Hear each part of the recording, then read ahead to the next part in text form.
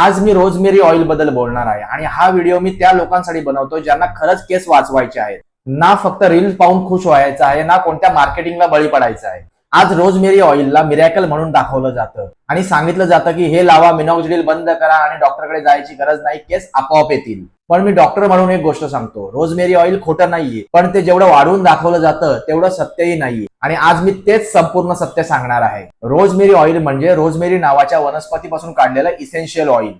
हे perfume oil नाही, हे कॉस्मेटिक ऑइल नाही, हे बायोलॉजिकली ऍक्टिव्ह आहे. यामध्ये सिनिऑल, रोजमॅरिनिक ऍसिड, कॅम्फर सारखे कंपाऊंड्स असतात. हे कंपाऊंड स्काल्पवर काय करतात? ते स्काल्प मधील ब्लड सर्क्युलेशन थोडंसं इम्प्रूव्ह करतात. स्काल्प मध्ये असलेली सूज, इरिटेशन, इन्फ्लामेशन कमी करतात आणि डॅन्ड्रफ, मायक्रोबायल ग्रोथ कमी करायला मदत करतात. म्हणजे रोजमेरी ऑइल थेट नवीन केस उगवत नाही, पण केस वाढीसाठी लागणारं इन्व्हायरमेंट सुधारतो. हे समजणं फार महत्वाचं आहे.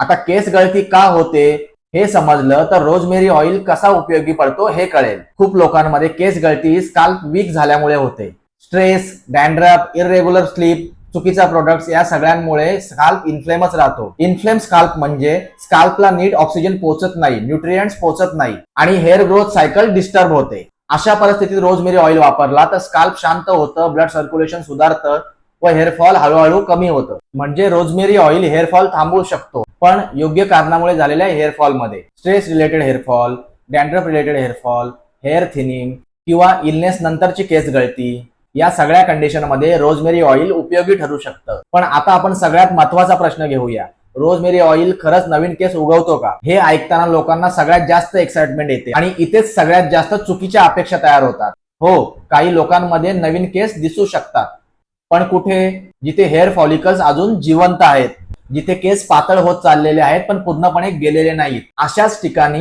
हेअर फॉलिकल्स ऍक्टिव्ह होऊन बेबी हेअर्स दिसू शकतात. केसांमध्ये थोडी थिकनेस वाढू शकते. पण जिथे स्काल्प शायनिंग आहे, स्मूथ आहे, बऱ्याच वर्षापासून टक्कल आहे, तिथे रोजमेरी ऑइल काहीच करू शकत नाही. आता इथे मिनॉक्सिडिल आणि रोजमेरी ऑइलचं कंपॅरिझन करणं खूप महत्वाचं आहे. मिनॉक्सिडिल हे एक मेडिसिन आहे, FDA अप्रूव्ह औषध आहे. हे हेअर फॉलिकलचा ग्रोथ फेज वाढवतं, जेनेटिक हेअर लॉस मध्ये काम करतं. आता आपण रोजमेरी ऑइल आणि मिनॉक्सिडिल यांची तुलना समजून घेऊया आणि इथे 2015 मध्ये झालेल्या स्टडीज बद्दल बोलणं खूप महत्वाचं आहे, ज्यात रोजमेरी ऑइल आणि 2% मिनॉक्सिडिलची तुलना करण्यात आली होती. त्या स्टडीमध्ये 6 महिन्यानंतर असं दिसलं होतं की रोजमेरी ऑइल वापरणाऱ्या आणि मिनॉक्सिडिल 2% वापरणाऱ्या लोकांच्या हेअर काउंट मध्ये जास्त फरक दिसला नव्हता. म्हणजे त्या स्पेसिफिक स्टडीमध्ये रोजमेरी ऑइल हे 2% मिनॉक्सिडिल इतकंच इफेक्टिव्ह दिसलं. पण इथे एक गोष्ट लक्षात घ्या, ही स्टडी छोट्या सॅम्पल्सवर होती, शॉर्ट ड्युरेशनवर होती आणि इथे फक्त 2% मिनॉक्सिडिलची तुलना होती.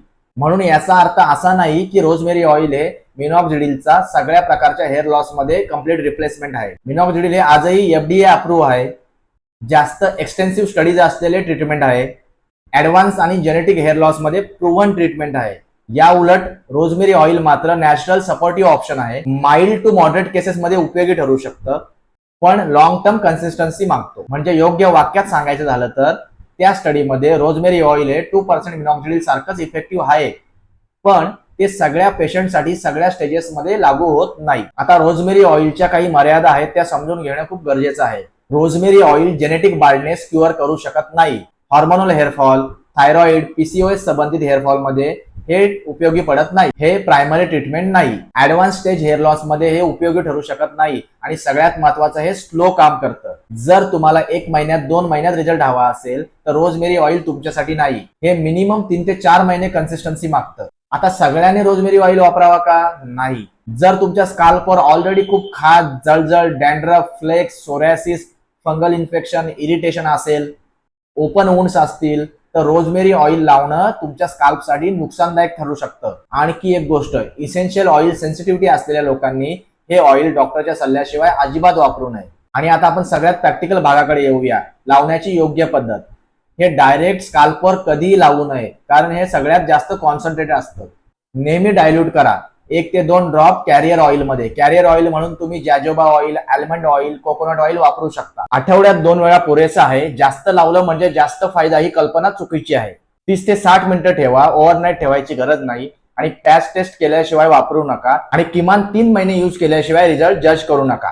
आता शेवटची एक महत्वाची गोष्ट सांगतो, रोजमेरी ऑइल ना हिरो आहे ना विलन आहे. योग्य माणसामध्ये योग्य पद्धतीने आणि योग्य कारणासाठी वापरला तर तो खूप चांगला सपोर्ट ठरू शकतो. चुकीच्या अपेक्षेमुळे, चुकीच्या माहितीमुळे तो लोकांसाठी डिसअपॉइंटमेंट बनतो. हा व्हिडिओ आवडला असेल तर लाईक करा, शेअर करा व अशाच त्वचा व केसांसंबंधित माहितीसाठी माझ्या चॅनेलला सबस्क्राईब करा. मी डॉक्टर अजिंक्य, भेटूया पुढच्या व्हिडिओमध्ये.